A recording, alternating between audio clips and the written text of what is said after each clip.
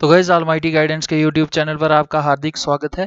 तो जे&के panchayat account assistant का जो सिलेबस रिसेंटली जेकेएसएसबी ने अपलोड किया है उसमें क्या क्या कंपोनेंट्स हैं, क्या क्या आगे उनके टॉपिक्स और सब टॉपिक्स हैं गाइस, सब हम video by video topic by topic जो है डिटेल में देखते जा रहे हैं। तो गाइस इससे जो पिछली वीडियो हमने देखी थी उसमें देखा था हमने एक general knowledge with special reference to J and K का जो फर्स्ट वाला कंपोनेंट है जिसकी वेटेज 30 मार्क्स की है। इसमें एक काफी इंपॉर्टेंट टॉपिक था सस्टेनेबल डेवलपमेंट गोल्स। तो गाइस पार्ट 1 में आपके साथ डिस्कस कर बैठा हूं, ऑलमोस्ट वो 53 मिनट की वो वीडियो है। गाइस काफी सारी इंफॉर्मेशन है उसमें, बेसिक इंफॉर्मेशन है, जैसे इंट्रोडक्शन दी हुई है उसमें कि सस्टेनेबल डेवलपमेंट गोल्स हैं क्या, इनकी इंट्रोडक्शन है, फिर बैकग्राउंड है कि कैसे ये बात शुरू हुई कि एक वर्ल्ड लेवल पे, कलेक्टिव लेवल पे हमको ऐसे एफर्ट्स लगाने की जरूरत है अलग अलग फील्ड्स में। तो वही कलेक्टिव एफर्ट्स जो हैं ये एसडीजीज हैं, सस्टेनेबल डेवलपमेंट गोल्स हैं। तो गाइस उसके अलावा भी हमने कुछ जो स्टार्टिंग के इंपॉर्टेंट सस्टेनेबल गोल्स हैं वो भी हमने उस वीडियो में डिस्कस किए हुए हैं। तो गाइस जो भी हमारा इस चैप्टर में या इस टॉपिक में रिमेनिंग मटेरियल है वो हम इस वीडियो में देखेंगे।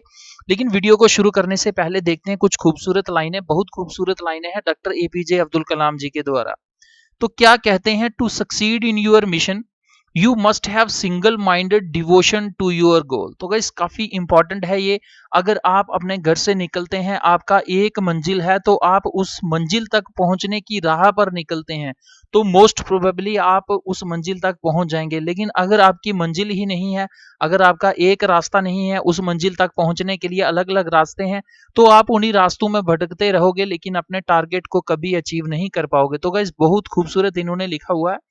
क्या कहते हैं कि अगर आपने किसी अपने मिशन में किसी भी लक्ष्य को प्राप्त करना है, उसमें कामयाब होना है, तो आपको उस लक्ष्य की प्राप्ति के लिए सिंगल माइंडेड होकर मेहनत करनी है। आपने ये नहीं सोचना है कि इस मेहनत के दौरान मुझे ये भी करना है, मुझे वो भी करना है। गाइज आप इधर उधर की बातें, इधर उधर के काम ही करते रह जाएंगे और ये जो टाइम है आपके पास अपने मिशन को अचीव करने का, ये निकल जाएगा। तो गाइज देखते हैं आज की वीडियो। तो गाइस मैंने आपको बता दिया कि सस्टेनेबल डेवलपमेंट गोल्स का ये पार्ट 2 है और पार्ट 1 में हम काफी सारी जो बेसिक इंफॉर्मेशन है वो हम शेयर कर चुके हैं आपके साथ। मैं आपको बता चुका हूं कि किस प्रकार से सस्टेनेबल गोल्स जो है वो 1 2 3 4 5th 6th 7th और लगभग जो 7 स्टार्टिंग के सस्टेनेबल गोल्स हैं वो उस वीडियो में डिटेल में हमने डिस्कस किए हुए हैं। तो गाइस इससे पहले मैं आपको बता दूं कि ये हैं टोटल 6 कंपोनेंट्स। इसमें हम पहला कंपोनेंट का एक वीडियो हम देख रहे हैं सस्टेनेबल डेवलपमेंट गोल्स का, जिसकी वेटेज जो है ये 30 मार्क्स की है इस कंपोनेंट की। और इस कंपोनेंट में टोटल इतने से जो है हमारे टॉपिक्स और सब टॉपिक्स हैं। और इसमें ये जो 7th वाला पार्ट है, 7th टॉपिक है सस्टेनेबल डेवलपमेंट गोल्स, इसी के रिगार्डिंग ये हमारा पार्ट 2 है। तो गाइस क्या है इंट्रोडक्शन टू सस्टेनेबल गोल्स, ये मैंने पिछली वीडियो में भी आपको बताया था और इस वीडियो में थोड़ा वापस से बता देता हूं। अगर आपने वो वीडियो नहीं देखी हुई तो गाइस मैं आपको यही सजेस्ट करूंगा कि इस वीडियो को आप यहीं पर रोकिए, पहले उसको देखिए और उसके बाद अगर आप ये देखेंगे तो एक मोमेंटम बनेगा, आपको पूरे सस्टेनेबल गोल्स का जो कंसेप्ट है वो क्रिस्टल क्लियर हो जाएगा। तो गाइस क्या है ऑफिशियल नेम, क्या है सस्टेनेबल डेवलपमेंट गोल्स का? इनका नाम है 2030 एजेंडा फॉर सस्टेनेबल डेवलपमेंट।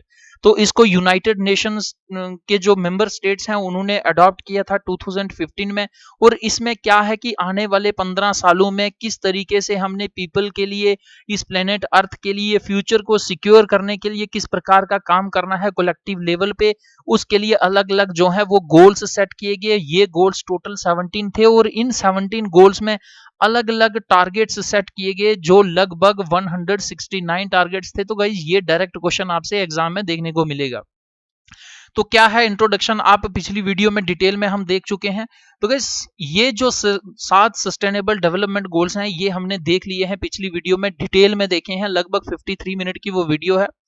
आपको क्या करना है कि आपको सस्टेनेबल गोल का नाम क्या है और उसका ऑब्जेक्टिव क्या है, ये दो चीजें और जो कुछ की फीचर्स, की पॉइंट्स हैं, कुछ बेसिक फैक्ट्स हैं, ये भी आपको एक मोटा मोटा आइडिया रखना है, क्योंकि एग्जामिनर का कोई पता नहीं वो कहां से क्वेश्चन आपको डालेगा। तो गाइस सस्टेनेबल गोल फर्स्ट वाला क्या था? No poverty. Second zero hunger. Third वाला good health and well being. Fourth है क्वालिटी एजुकेशन। फिफ्थ है जेंडर इक्वलिटी। सिक्स्थ है clean water and sanitation. Seventh है अफोर्डेबल एंड क्लीन एनर्जी। तो गाइस डिटेल में ये हम डिस्कस कर चुके हैं। तो इस वीडियो में हम देखेंगे सस्टेनेबल डेवलपमेंट गोल 8 से यानी 8th के आगे जो टोटल 17 है वो गाइस सारे हम इस वीडियो में देखेंगे। आपके सारे कंसेप्ट जो हैं सस्टेनेबल डेवलपमेंट गोल्स के रिगार्डिंग इस वीडियो में अगर आप अंत तक देखते हैं तो ये सारे आपके यहीं क्लियर हो जाएंगे। तो गाइस क्या है ये सस्टेनेबल डेवलपमेंट गोल 8th? ये कहता है decent work and economic growth, कि एक डिग्निफाइड वर्क को मेंटेन करना है और वेल डिफाइंड जो है इकोनॉमिक ग्रोथ करनी है हमने थ्रू द प्लेनेट अर्थ। तो इसका ऑब्जेक्टिव क्या है? Promote sustained inclusive and sustainable economic growth, full and productive employment and decent work for all. कि promote sustained inclusive and sustainable economic growth, कि हमको ऐसी इकोनॉमिक ग्रोथ को अचीव करना है या इस प्रकार की इकोनॉमिक ग्रोथ के रास्ते पर चलना है जो लगातार चलती रहे, सस्टेन्ड होनी चाहिए, वो कंटिन्यूसली आने वाले समय तक चलनी चाहिए। ये नहीं है कि आज कुछ सालों के लिए चले और फिर वो आने वाले टाइम में दिक्कत बन के वो रुक जाए। नहीं, एक इस तरीके की इकोनॉमिक ग्रोथ को हमने अचीव करना है या इस प्रकार के पाथ को अपनाना है कि वो लगातार चलती रहे और वो इंक्लूसिव होनी चाहिए। उसमें रिच पीपल, उसमें मिडिल क्लास, उसमें लोअर क्लास, उसमें हर एक कैटेगरी का आदमी देखने को मिलना चाहिए। नेक्स्ट कह रहा full and productive employment and decent work for all, और एम्प्लॉयमेंट लोगों को मिलनी चाहिए, फुल एम्प्लॉयमेंट होनी चाहिए, और सिर्फ एम्प्लॉयमेंट ही नहीं वो प्रोडक्टिव होनी चाहिए। अगर कोई एम्प्लॉय जो है अपनी मर्जी से किसी फैक्ट्री या इंडस्ट्री में या किसी भी इंस्टीट्यूशन में काम करता है तो उसके काम करने की जो कीमत है वो उसको पूरी मिलनी चाहिए, and decent work for all, और जो उसकी वर्किंग कंडीशन है वो भी डिग्निफाइड होनी चाहिए। तो गाइस ये ऑब्जेक्टिव था सस्टेनेबल डेवलपमेंट गोल 8 का। क्या कहती है explanation? An important part of economic growth is that people have jobs that pay enough to support themselves and their families. तो गाइस काफी इंपॉर्टेंट ये इंफॉर्मेशन है, मैंने आपको पिछली वीडियो में भी बताया था कि ये सारी इंफॉर्मेशन जो है ये मैंने यूनाइटेड नेशंस डेवलपमेंट प्रोग्राम की जो वेबसाइट है, ऑफिशियल वेबसाइट से उठाई हुई है। इसका ये कारण है क्योंकि इनके रिगार्डिंग आपको इन्फॉर्मेशन अलग अलग यूट्यूब से या फिर गूगल से मिल जाएगी, लेकिन उनके सोर्सेज ऑफ इंफॉर्मेशन जो है वो इतने अथेंटिक नहीं होते। लेकिन यूएनडीपी एक अथेंटिक काफी बड़ी ऑर्गेनाइजेशन है, इसका इंफॉर्मेशन जो भी है वो 100% करेक्ट होगा, और जो एग्जामिनर क्वेश्चन पूछेगा वो भी हमेशा अथेंटिक जो इंफॉर्मेशन या नॉलेज है वहीं से उसकी भी कोशिश रहेगी कि वहीं से इंफॉर्मेशन उठा के उन्हीं में से क्वेश्चन निकाल के पूछा जाए। तो गाइस क्या कह रहा है सस्टेनेबल डेवलपमेंट गोल 8? ये कह रहा है कि किसी भी इकोनॉमिक ग्रोथ को अगर करना है तो वहां पर लोगों के पास जॉब्स होनी चाहिए, नौकरियां होनी चाहिए, और वो नौकरियां इतनी होनी चाहिए कि उनमें उनको इतनी सैलरी मिलनी चाहिए, इतनी पे मिलनी चाहिए कि वे अपने खुद का और अपनी जो फैमिली है उनको अच्छे ढंग से उनका लालन पालन जो है वो उनकी केयर टेक कर सकें। तो गाइस काफी इंपॉर्टेंट है कि ऐसा नहीं है कि कोई एम्प्लॉय किसी इंडस्ट्री में लग गया और उसको सिर्फ 500 या 1000 रुपया मिल रहा है, वो हाँ उसको एम्प्लॉयमेंट तो है लेकिन उसमें जो रिम्यूनरेशन उसको मिल रहा है वो जो अप्रोप्रिएट नहीं है। तो ये डिसेंट सस्टेनेबल डेवलपमेंट गोल जो 8 वाला ये कहता है कि उसको सिर्फ एम्प्लॉयमेंट ही नहीं चाहिए, उसको वेजेस भी इतने चाहिए कि वह खुद का और अपनी फैमिली का जो है एक अच्छे वे से डिग्निफाइड मैनर में एक डिसेंट वे से उनका जो है लाइफ को सस्टेन कर पाए। The good news is that the middle class is growing world wide. तो गाइस ये एक अच्छी इंफॉर्मेशन है कि जो मिडिल क्लास फैमिलीज हैं वो लगातार इसमें ज्यादा आ रही हैं, इनकी जो ग्रोथ, इनकी मोबिलिटी जो है ये काफी हो रही है। क्योंकि अगर आप आज से 20-30 साल पहले या 50 साल पहले देखेंगे तो जो मैक्सिमम पॉपुलेशन थी वो गरीब थी, लेकिन गरीब पॉपुलेशन में से ये मिडिल क्लास बन के उभर रही है, यानी लोगों के पास इस प्रकार की जो है इकोनॉमिक ग्रोथ और डिसेंट वर्क की अपॉर्चुनिटीज देखने को लगातार मिल रही है।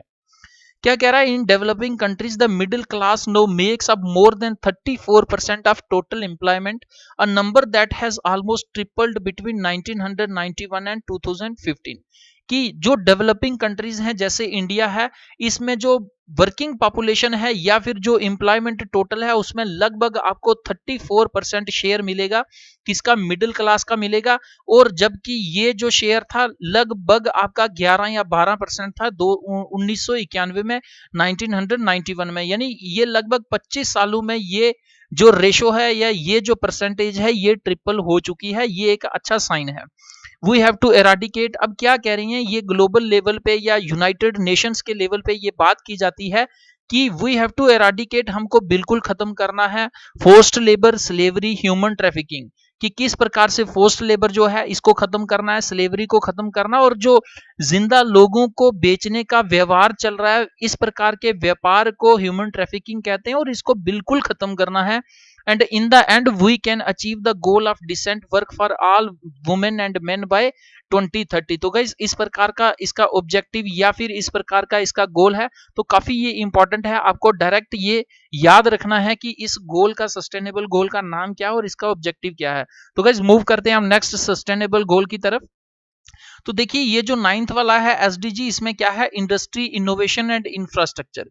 कि एक बात मैं यहां बता दूं कि सस्टेनेबल डेवलपमेंट गोल्स में सिर्फ हेल्थ के रिलेटेड, एजुकेशन के रिलेटेड या फिर किसी और चीज के, वाटर के रिलेटेड बात नहीं की गई, बल्कि एक इंसान को जो ओवरऑल उसकी लाइफ में ओवरऑल चीजों की जरूरत पड़ती है, उन चीजों से कंसर्न्ड किस प्रकार से हमको जरूरत पड़ती है और उस जरूरत को एक अच्छे ढंग से पूरा किया जाए, उनकी प्रोडक्शन कैसे करनी है, उनका कंजम्पशन कैसा करना है, मैन्युफैक्चरिंग कैसी करनी है, इन सब से डील करते हैं ये जो हमारे टोटल 17 सस्टेनेबल डेवलपमेंट गोल्स है। तो गाइस 9th वाला कहता है कि हमें इंडस्ट्री को प्रमोट करना है, लोगों में इनोवेशंस लानी है और इंफ्रास्ट्रक्चर के बीच में जो है इन्वेस्टमेंट करनी है। क्या कह रहा है, बिल्ड रेसिलियंट इंफ्रास्ट्रक्चर। तो गाइस रेसिलियंट वो होता है जिसमें सहन शक्ति अधिक होती है। मानिए अर्थक्वेक आता है तो जो बिल्डिंग्स हैं वो अर्थक्वेक रेजिलियंट होनी चाहिए, यानी उनमें ये क्षमता होनी चाहिए कि वह अर्थक्वेक के झटके को भी झेल सकें। तो इस प्रकार से ये सस्टेनेबल 9 जो गोल है ये क्या कहता है 9th वाला, कि हमको रेजिलियंट इंफ्रास्ट्रक्चर बनाना है, promote inclusive and sustainable in industrialization and foster innovation, की हमको प्रमोट करना है इंक्लूसिव, सबको मिलाकर और लगातार चलने वाला जो है औद्योगिकीकरण, इंडस्ट्रियलाइजेशन, इसको प्रमोट करना है और लोगों में इनोवेशन को प्रमोट करना है। नए नए आइडियाज, नए नए टेक्नोलॉजी, नई नई इन्वेंशंस, डिस्कवरीज लोग करें, इस प्रकार की इनोवेशन को हमको प्रमोट करना है।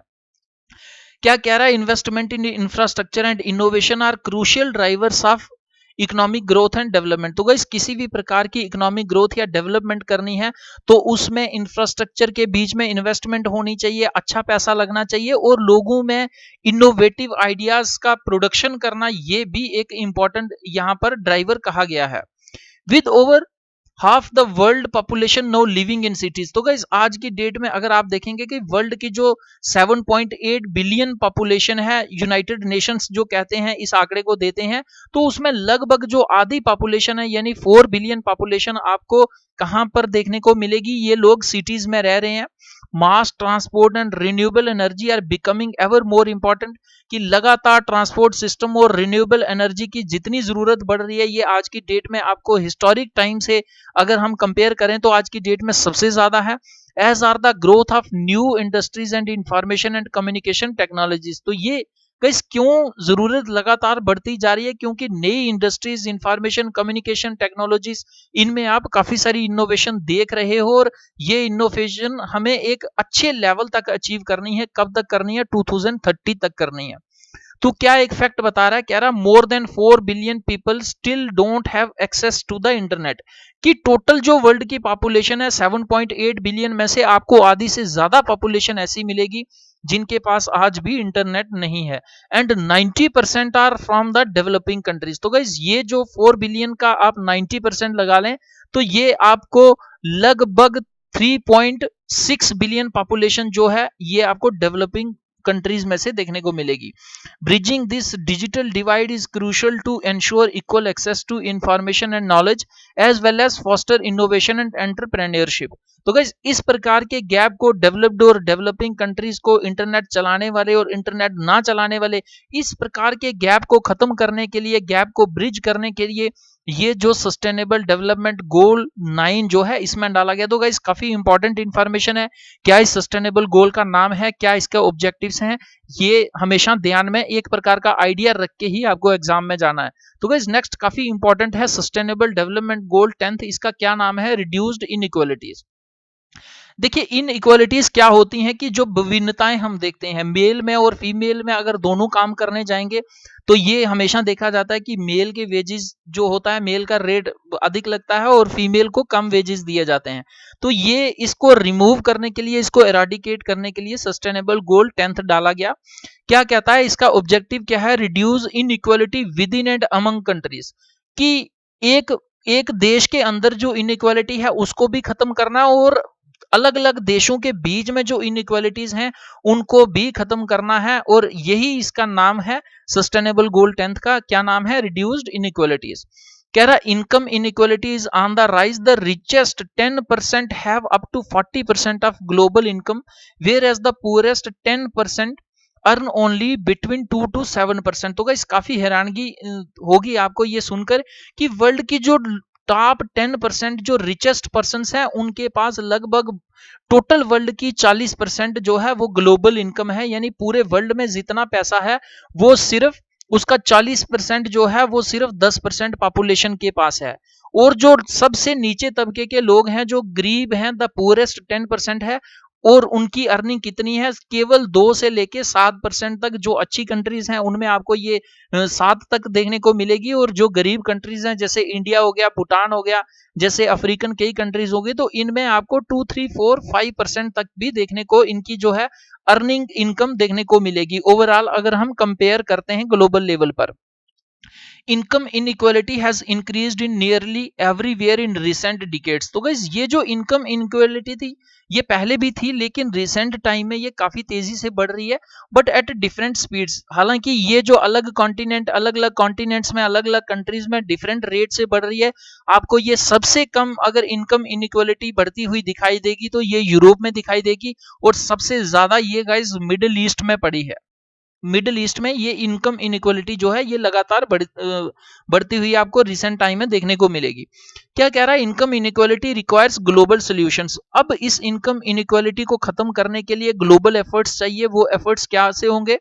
This involves improving the regulation and monitoring of financial markets and institutions, encouraging development assistance and foreign direct investment to regions where the need is greatest. तो गाइज ये कुछ यहाँ पर रिमेडियल मेजर्स बताए जा रहे हैं कि जिन जिन कंट्रीज में, जिन जिन रीजन्स में जो है इस प्रकार की इनकम इनइक्वालिटी ज्यादा है, तो वहां पर कुछ कोरेक्टिव मेजर्स लेने की जरूरत है।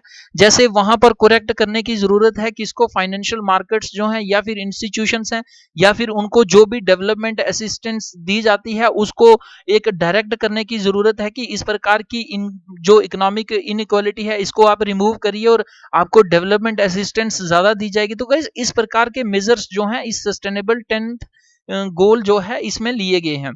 Facilitating the safe migration and mobility of people is also key to bridging the widening divide. तो गाइस इस प्रकार से आपको याद रखना कि क्या है इसका ऑब्जेक्टिव, क्या है? Reduce inequality with in and among countries, की एक देश के अंदर और देश के जो अलग अलग देशों के बीच में इस प्रकार की जितनी भी इनइक्वालिटीज हैं उनको खत्म करना। और ये खत्म करना कौन से गोल का काम है? सस्टेनेबल डेवलपमेंट गोल 10th का काम है। तो गाइस इसके बाद काफी इंपॉर्टेंट है सस्टेनेबल डेवलपमेंट गोल 11th वाला।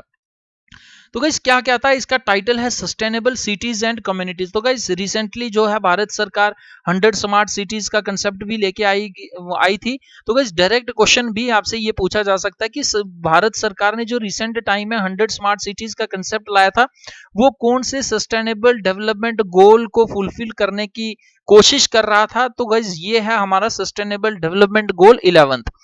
अब इसका क्या ऑब्जेक्टिव है? Make cities and human settlements inclusive, safe, resilient and sustainable.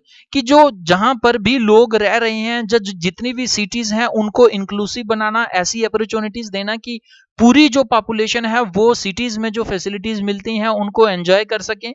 Cities safe होनी चाहिए, किसी भी प्रकार का जो है भोपाल गैस ट्रेजेडी जैसा इंसिडेंट कभी नहीं होना चाहिए।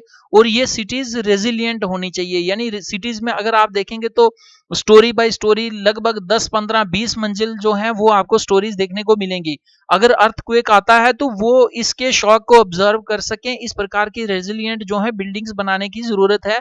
और ये सारा ऑब्जेक्टिव किस में रखा गया? सस्टेनेबल डेवलपमेंट गोल 11th में। कह रहा more than half of us live in cities. मैंने आपको बता दिया कि लगभग जो है ग्लोब वर्ल्ड की आधी पॉपुलेशन सिटीज में रहती है। By 2050 2/3 of all humanity 6.5 billion will be urban. तो गाइस आने वाले समय में आप अगर 30 सालों के बाद देखोगे तो लगभग 66% पॉपुलेशन जो है वर्ल्ड की वो आपको सिटीज में देखने को मिलेगी। Sustainable development cannot be achieved without significantly transforming the way we build and manage over urban spaces। तो गाइस अगर हमने सस्टेनेबल डेवलपमेंट करनी है, एक प्रकार की अच्छी इकोनॉमिक ग्रोथ और डेवलपमेंट को अचीव करना है, तो हमें क्या करना होगा कि जितनी भी हम सिटीज को डेवलप कर रहे हैं या जो भी इंफ्रास्ट्रक्चर नया बना रहे हैं वो अप टू डेट होना चाहिए, वो फ्यूचर को ध्यान में रखते हुए बना हुआ होना चाहिए। Making cities sustainable means creating career and business opportunities, कि इस प्रकार की बिल्डिंग्स को बनाने की जरूरत है जिसमें आने वाले समय में लोगों को अपने कैरियर और बिजनेस अपॉर्चुनिटीज देखने को मिले। सेफ एंड अफोर्डेबल हाउसिंग, वहां पर लोगों के लिए रहना एक तो सेफ होना चाहिए, दूसरा उनकी रीच में होना चाहिए। And building resilient societies and economies, और ऐसी इस प्रकार की सोसाइटीज और इकोनॉमीज को बनाना है जिनका सर्वाइवल जो है काफी लंबे समय तक होना चाहिए। It involves investment in public transport, creating green public spaces, and improving urban planning and management in participatory and inclusive ways। तो गाइस काफी इंपॉर्टेंट ये लाइन है कि ये जो हमारा ऑब्जेक्टिव है या ये जो हमारा गोल है इसको हमें फुलफिल अगर करना है तो हमें क्या करना होगा, पब्लिक ट्रांसपोर्ट पर काफी सारी इन्वेस्टमेंट होनी चाहिए और पब्लिक स्पेसेस जो है वो ग्रीन होने चाहिए, उनमें प्लांटेशन वगैरह होनी चाहिए, किसी भी प्रकार के न्यूक्लियर यूज नहीं होना चाहिए, और जो अर्बन प्लानिंग और मैनेजमेंट है ये पार्टिसिपेटरी होनी चाहिए और इंक्लूसिव होनी चाहिए, यानी जनता की भी भागीदारी होनी चाहिए इस प्रकार की प्लानिंग करने में, इस प्रकार के डिसीजन मेकिंग में। तो गाइस काफी ये इंपॉर्टेंट सस्टेनेबल गोल है। इसके बाद देखते हैं 12th वाला सस्टेनेबल गोल कहता है रिस्पॉन्सिबल कंजम्पशन एंड प्रोडक्शन, कि जो भी हमारे पास रिसोर्सेज हैं हमें उनका प्रोडक्शन, अगर हम उनको यूज करके किसी का प्रोडक्शन करते हैं और फिर उस प्रोडक्शन का कंजम्पशन करते हैं, ये रिस्पॉन्सिबल होना चाहिए। जिस प्रकार से आज हम वाटर का इस्तेमाल कर रहे हैं और वाटर की स्कार्सिटी देखने को मिल रही है, इस प्रकार का नहीं होना चाहिए। तो गाइस क्या कहता है, इसका ऑब्जेक्टिव क्या है, ensure sustainable consumption and production patterns, की जिस प्रकार से हम चीजों को प्रोड्यूस कर रहे हैं और कंज्यूम कर रहे हैं ये एक सस्टेनेबल पैटर्न को फॉलो करने वाला होना चाहिए। ये गाइस बातें की जा रही हैं 2015 में कि आने वाले 15 सालों में हम ऐसा ऐसा करेंगे। Achieving economic growth and sustainable development requires that we urgently reduce our ecological footprint by changing the way we produce and consume goods and resources। का काफी इंपॉर्टेंट ये लाइन है। क्या कह रहा है कि इकोनॉमिक ग्रोथ और सस्टेनेबल डेवलपमेंट को अगर अचीव करना है तो हमें क्या करना होगा कि हमें रिड्यूस करना होगा ecological footprint. Ecological footprint guys वो होता है जो ह्यूमन बर्डन होता है नेचुरल रिसोर्सेज के ऊपर, यानी जो ह्यूमन बर्डन है, हम लोगों का बर्डन है नेचुरल रिसोर्सेज के ऊपर, हमें उसे कम करना होगा बाय चेंजिंग द वे। उन सभी तरीकों को हमें बदलने की जरूरत है जिस तरीके से हम चीजों का उत्पादन कर रहे हैं और जिस प्रकार से हम चीजों और रिसोर्सेज जो जितने भी हैं उनका कंजम्पशन कर रहे हैं, उनको हम लगातार जो है एक इररिस्पॉन्सिबल वे से उनका कंजम्पशन कर रहे हैं। इस रास्ते को हमें चेंज करना होगा। Agriculture is the biggest user of water worldwide, and irrigation now claims close to 70% of all fresh water for human use। guys काफी ये इंपॉर्टेंट लाइन है कि एग्रीकल्चर लगभग जितना भी वाटर का कंजम्पशन होता है, सबसे ज्यादा वाटर कंज्यूम कौन सी फील्ड में होता है, ये एग्रीकल्चर की फील्ड में होता है।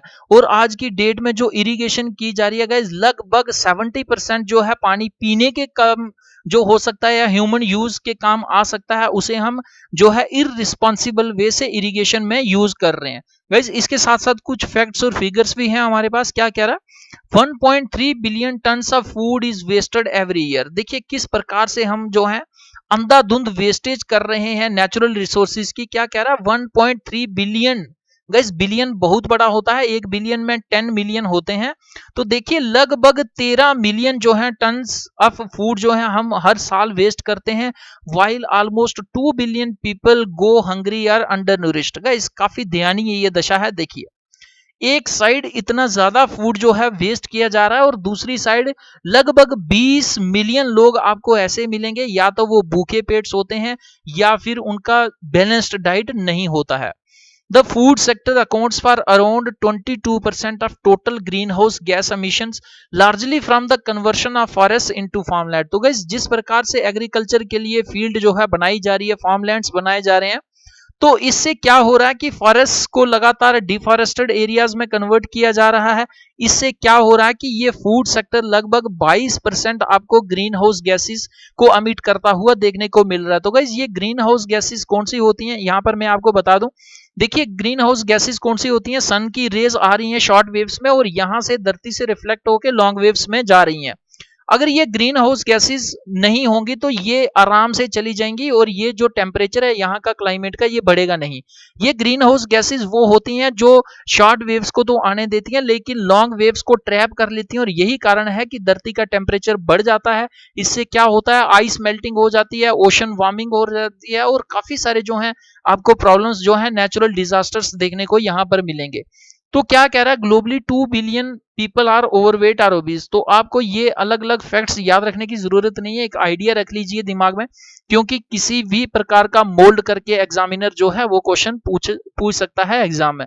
तो गाइस, काफी इंपॉर्टेंट है ये गोल। इसके बाद guys, one among the most important sustainable goals, तो ये कौन सा है, 13th वाला, जिसमें क्या इसका टाइटल है क्लाइमेट एक्शन। इसका क्या नाम है, इसका ऑब्जेक्टिव गाइस, इसका टाइटल है क्लाइमेट एक्शन लेकिन इसका ऑब्जेक्टिव क्या है, take urgent action to combat climate change and its impacts, कि हमें आने वाले 15 सालों में अर्जेंट एक्शंस लेने हैं ये लगातार जो क्लाइमेट चेंज हो रहा है इसको रोकने के लिए, और जो इसके इम्पैक्ट्स, इसके इफेक्ट्स होंगे उनके साथ किस तरीके से डील करना, ये कलेक्टिव लेवल पर हमको काम करना होगा 2015 से लेके 2030 तक। क्या कह रहा है, there is no country that is not experiencing the drastic effects of climate change. आज की डेट में आपको ऐसा कोई भी देश नहीं मिलेगा जिसमें नेचुरल डिजास्टर्स या फिर ये क्लाइमेट डिजास्टर्स आपको नहीं देखने को मिलेंगे। Greenhouse gas emissions are more than 50% higher than in 1990। तो गाइस, 1990 से लेके अगर आज की डेट में आप कंपेयर कर रहे हो, यानी 25 साल के बाद, ये 2015 की बात है, तो ये ग्रीन हाउस गैसेस का एमिशंस लगभग 50% से भी ज्यादा बढ़ गया है। Global warming is causing long-lasting changes to our climate system, which threatens irreversible consequences if we don't act। तो guys, काफी इंपॉर्टेंट ये लाइन है कि ये ग्लोबल वार्मिंग कुछ इस प्रकार के चेंजेस क्लाइमेट में ला रही है जो एक प्रकार के इस प्रकार के कॉन्सिक्वेंसेस हमें देखने को मिल रहे हैं जो इरिवर्सिबल होगा, यानी जिनको आप कभी भी प्रीवियस फॉर्म में नहीं ला सकते। मानिए हमारी फैमिली में किसी की डेथ हो जाती है तो ये एक प्रकार का इरिवर्सिबल लॉस है, हम उस लॉस को कभी भी कंप्लीट नहीं कर सकते, यानी उस फैमिली मेंबर को कभी भी जो है वो जिंदा नहीं कर सकते। तो गाइस, इस प्रकार से जो है, इस प्रकार से प्रॉब्लम्स लगातार क्लाइमेट जो है चेंज होता जा रहा है, इसी के लिए सस्टेनेबल गोल 13 यहां पर रखा गया। The annual average economic losses from climate related disasters are in the hundreds of billions of dollars. तो अगर आप इकोनॉमी की टर्म में मॉनिटरी वैल्यू देखेंगे तो क्लाइमेट चेंज के कारण जो नुकसान हो रहा है वो बहुत अधिक है। This is not to mention the human impact of geophysical disasters which are 91% climate related। तो गाइस, इसके अलावा अगर आप देखेंगे कि किस प्रकार से क्लाइमेट का फर्क जो है वो एक इंसान के ऊपर पड़ रहा है, इंसान के ऊपर जिन जिन चीजों का फर्क पड़ रहा है या जिन जिन चीजों का इंपैक्ट पड़ रहा है उसमें 91% ऐसी होंगी वो इफेक्ट्स हैं जो क्लाइमेट से रिलेटेड हैं, and which between 1998 and 2017 killed 1.3 million people. और गाइज, यही क्लाइमेट चेंज का एक इंपैक्ट आपको यहां देखने को मिल रहा है कि 1998 से लेके 2017 के बीच में लगभग आपको 1.3 मिलियन लोग उनकी मृत्यु क्लाइमेट चेंज होने के कारण से हुई है, एंड लेफ्ट 4.4 बिलियन इंजर्ड। तो गाइस, क्लाइमेट चेंज जैसे लगातार टाइफून्स आ रहे हैं, लगातार साइक्लोन्स आपको देखने को मिलेंगे, फ्लड्स देखने को मिलेंगे, ये सारे जो हैं एक्शन से, ये सारी जो नेचुरल डिजास्टर्स हैं ये क्लाइमेट चेंज के कारण ही हो रहे हैं। To control climate change is still possible with strong political will. तो गाइस, अब ये ग्लोबल लेवल पे बात की जा रही है कि इस प्रकार के क्लाइमेट चेंज को रोकना आज भी संभव है। इसके लिए क्या चाहिए होगा, हमें पॉलिटिकल विल चाहिए। इंक्रीज्ड इन्वेस्टमेंट चाहिए, हमें इन्वेस्टमेंट ज़्यादा से ज़्यादा जो है रेजिलियंट इंफ्रास्ट्रक्चर को बनाने की ज़रूरत है and using existing technology to limit the increase in global mean temperature to 2 degrees Celsius above pre-industrial levels, aiming at 1.5 degree, but this requires urgent and ambitious collective action. तो guys काफी ये important है, यहां पर ये बात कर रहे हैं कि हमें 2% प्री इंडस्ट्रियल लेवल का जो टेम्परेचर था उससे हमें ज्यादा आगे नहीं जाना है। तो गाइस यहां पर मैं इंफॉर्मेशन के लिए बता दूं कि प्री इंडस्ट्रियल जो एरा है इसको कहा जाता है 1850 से लेके 1900 तक, यानी इस एरा में जो एवरेज टेम्परेचर था मानिए वो 30 डिग्री किसी एरिया में था, तो ये आज की डेट में उस एरिया में 32 डिग्री से ज्यादा नहीं जाना चाहिए, और अगर ये पॉसिबल हो तो इसे हमें 31.5 डिग्री पर ही रोकना है, क्योंकि टेम्परेचर जैसे जैसे बढ़ता है ऐसे ऐसे क्लाइमेट चेंज होता है, जैसे जैसे क्लाइमेट चेंज होगा ऐसे ऐसे नेचुरल डिजास्टर्स या फिर क्लाइमेटिक डिजास्टर्स आपको देखने को मिलेंगे, जिसका लॉस जो है वो एस्टिमेट कर पाना भी काफी मुश्किल होता है। तो गाइस इसके बाद काफी इंपॉर्टेंट है सस्टेनेबल डेवलपमेंट गोल 14th। तो गाइस ये किसके बारे में बात कर रहा है, ये ओशंस के बारे में बात कर रहा है। इसका टाइटल है life below water. Life below water इसका क्या है objective, conserve and sustainably use the oceans, कि जो ओशंस हैं इनको हमने कंजर्व करना है, बचा कर रखना, और इनका जो यूज करना है वो रिस्पॉन्सिबल वे से, रिस्पेक्टफुल वे से, सस्टेनेबल वे से करना है। Seas and marine resources for sustainable development, कि जितने भी वाटर से रिलेटेड हैं, चाहे वो ओशंस हैं, सीज हैं, या फिर उनमें रहने वाले जितने भी रिसोर्सेज हैं, बायोडाइवर्सिटी है मेराइन की, उन सब का यूज हमें सस्टेनेबल वे से करना है। आने वाले 15 सालों में ये इस प्रकार का गोल जो है हमें सस्टेनेबल डेवलपमेंट गोल 14 के अंडर देखने को मिलेगा, जिसका नाम क्या है, लाइफ बिलो वाटर। कह रहा the world's oceans their temperature chemistry currents and life drive global systems that make the earth habitable for humankind. तो गाइस आपको मैं यहां बता दूं कि दिन को जब सूरज होता है तो ये जो लैंड होता है ये काफी सारी हीट को एब्जॉर्ब कर लेता है, तो रात को जब ये लैंड वाला पार्ट है, कॉन्टिनेंटल पार्ट है, हीट को रिलीज करता है, ये सारी हीट जो है ये ओशंस और ये जितने भी वाटर बॉडीज हैं ये अब्जॉर्ब करते हैं, और यही कारण है कि ये जो लैंड है फिर से दूसरे दिन तैयार हो जाता है नई हीट को लेने के लिए। अगर ये वाटर बॉडीज ना हो तो गाइस ये जो प्लेनेट अर्थ है या ये जो लैंड है जिसके ऊपर हम रह रहे हैं, ये कभी भी, ये मात्र कुछ दिनों में ही आपको हीटर से भी ज्यादा जो है वो गर्म देखने को मिलेगा, और यहां पर लाइफ पॉसिबल नहीं होगी। तो यही कह रहा है कि जितने भी वर्ल्ड के ओशंस हैं, चाहे उनका टेम्परेचर है, चाहे वाटर है, चाहे अलग अलग प्रकार की करंट्स हैं, ओशन करंट्स हैं, या इनके ऊपर जितने भी लाइफ है, ये बहुत जरूरी है इस अर्थ को जिंदा रहने के लिए या इस अर्थ के ऊपर लाइफ को पॉसिबल बनाने में। Over 3 billion people depend on marine and coastal biodiversity for their livelihoods. तो गाइस मैंने आपको बता दिया कि टोटल 7.8 बिलियन पॉपुलेशन वर्ल्ड की है, और उसमें आपको लगभग 40% पॉपुलेशन ऐसी मिलेगी जो कोस्टल एरियाज पे जितने भी या फिर नेचुरल रिसोर्सेज या ओशनिक या फिर वाटर से रिलेटेड जितनी भी एक्टिविटीज होती हैं उनके ऊपर उनकी लाइवलीहुड डिपेंड करती है। Oceans also absorb about 30% of the carbon dioxide produced by humans. तो गाइस मैंने आपको बताया था कि जैसे नाइट के समय में क्या होता है, लैंड से विंड्स चलती हैं ओशंस की तरफ, और काफी सारी जो कार्बन डाइऑक्साइड है वो भी इसके साथ मूव करती है ओशंस में।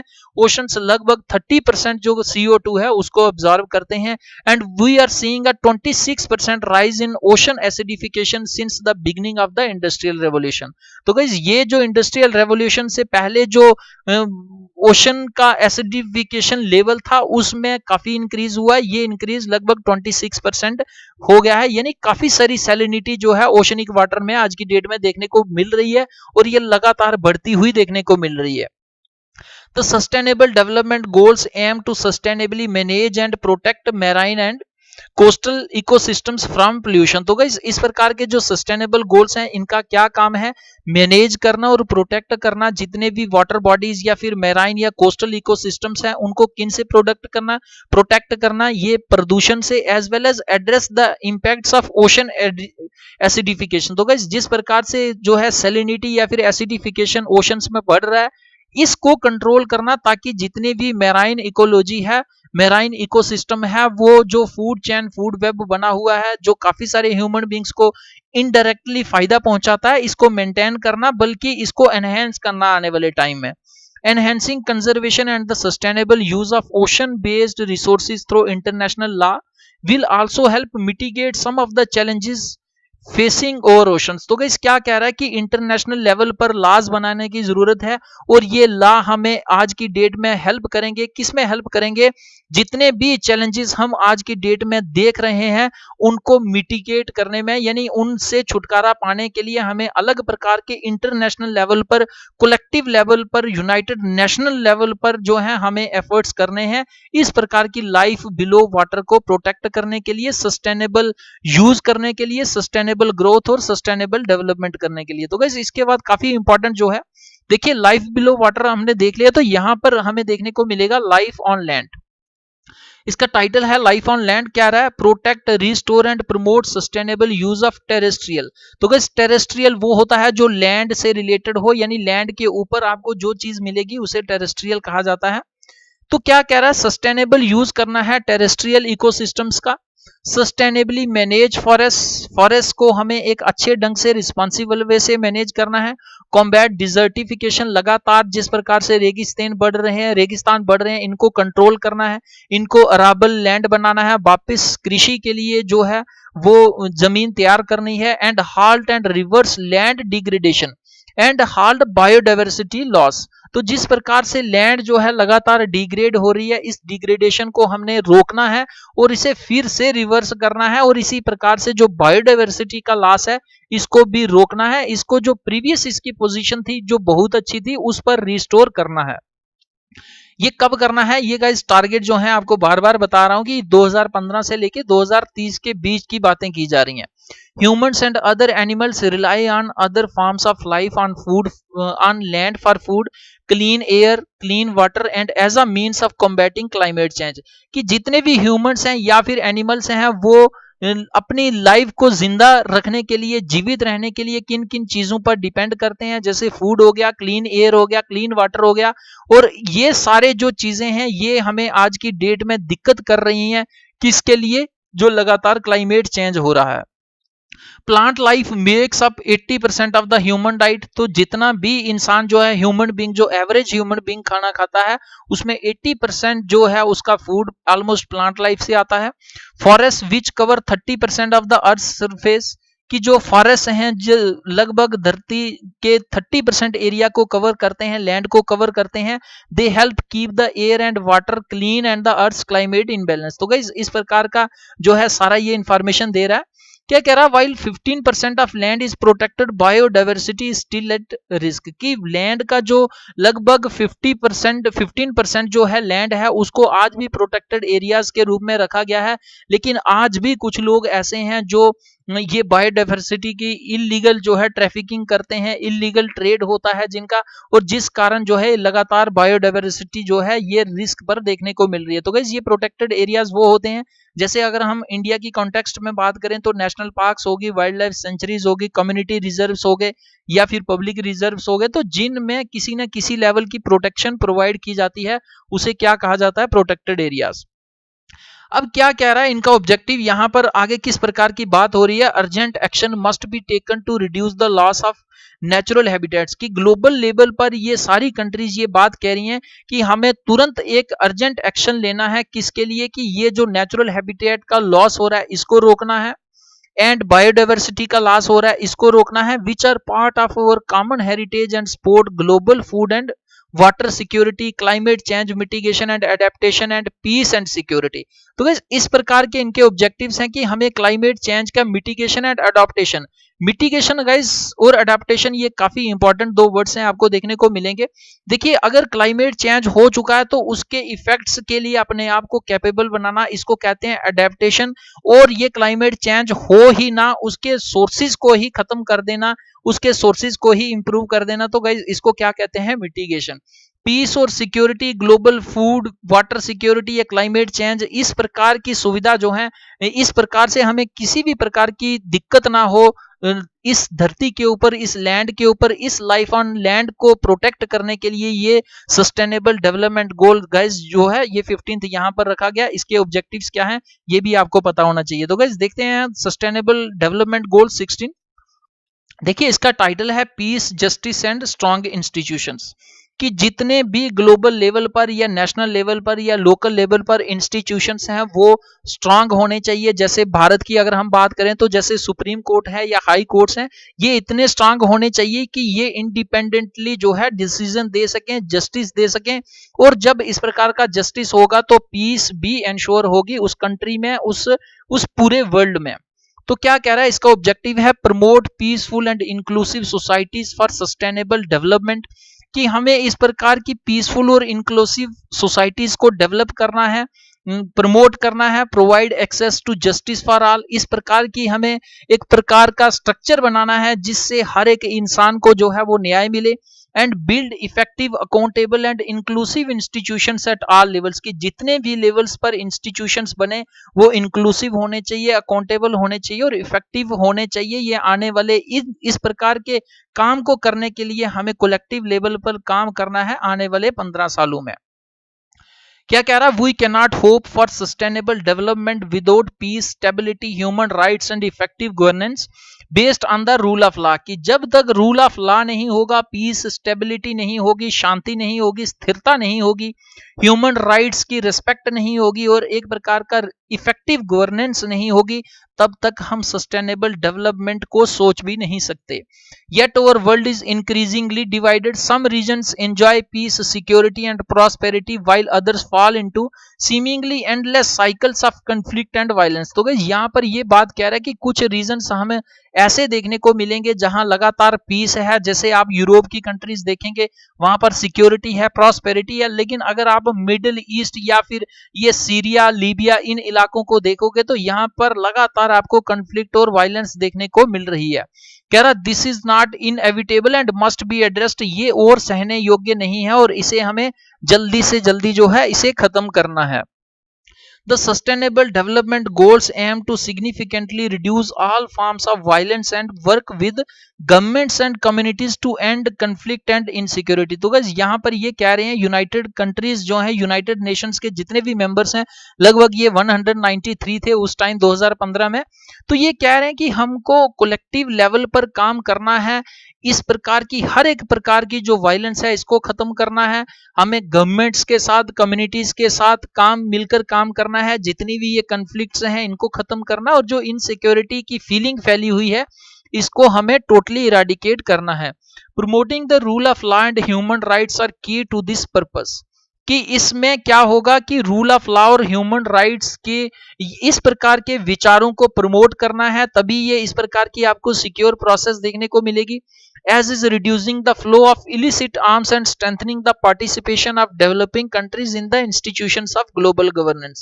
तो गाइस कुल मिला के यहाँ बात की जा रही है कि हमें इफेक्टिव ग्लोबल गवर्नेंस के टारगेट को अचीव करना है through this sustainable development goal 16 which is titled as peace, justice and strong institutions. तो गाइस इसके बाद काफी इंपॉर्टेंट और मोस्ट इंपॉर्टेंट है ये लास्ट वाला जो सस्टेनेबल डेवलपमेंट गोल 17th वाला है। इसमें बात की जा रही है कि पार्टनरशिप्स फॉर द गोल्स, की ये सारे जो 16 के 16 गोल्स हमने डिस्कस तो कर लिए, लेकिन अब इनको अचीव कैसे करना है, तो यहां पर अचीवमेंट की बात की जा रही है। कह रहा strengthen the means of implementation and revitalise the global partnership for sustainable development, कि जितने भी ये मीन्स ऑफ इंप्लीमेंटेशन है, मानिए किसी एक कंट्री में रिसोर्सेज, नेचुरल रिसोर्सेज कॉपर के ज्यादा है, दूसरे में अल्मोनियम के ज्यादा है, तीसरे में आयरन के ज्यादा है, चौथे में ऑयल ज्यादा है, तो ये हमको इक्वली जो है ये जितना जितना जरूरत होगा इसको हमने एक रिस्पेक्टफुल वे से, रिस्पॉन्सिबल वे से डिस्ट्रीब्यूट करना है जिसको जितनी जरूरत है।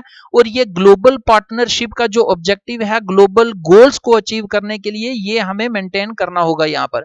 तो कह रहा है जितने भी मीन्स ऑफ इंप्लीमेंटेशन है उनको हमें मजबूत करना है, और जो revitalise the global partnership for sustainable development, कि सस्टेनेबल डेवलपमेंट को अचीव करने के लिए हमें ग्लोबल लेवल पर पार्टनरशिप को और मजबूत करना है, जितनी है उसको और निखरता देनी है, रिवाइटलाइज करना है। कह रहा the sustainable development goals can only be realised with strong global partnerships and cooperation. तो गाइस कोई भी एक कंट्री मिलकर पूरे वर्ल्ड के क्लाइमेट को चेंज नहीं कर सकती, पूरे वर्ल्ड की हेल्थ को इंप्रूव नहीं कर सकती, जब तक कि पूरे वर्ल्ड की कंट्रीज जो हैं वो कलेक्टिव लेवल पर काम ना करें। तो इसी को अचीव करने के लिए ये partnership at the global level की यहाँ पर बात की जा रही है।